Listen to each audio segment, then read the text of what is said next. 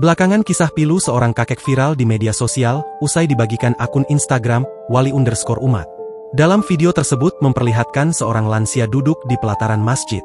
Ia terlihat duduk sembari menghitung uang hasil jualan gorengan. Saat dihampiri, ternyata lansia itu memang penjual gorengan. Ia terpaksa memakan gorengan yang dia jual karena kelaparan saat berjuang mencari nafkah.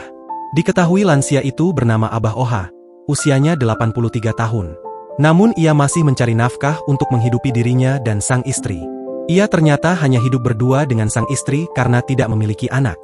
Sehari-hari Abah Oha mencari nafkah hanya dengan berjualan gorengan milik orang lain. Mirisnya, dari hasil penjualan gorengan, ia hanya mendapat keuntungan Rp200 dari per satu gorengan yang terjual. Dalam sehari Abah Oha paling banyak membawa 30 gorengan.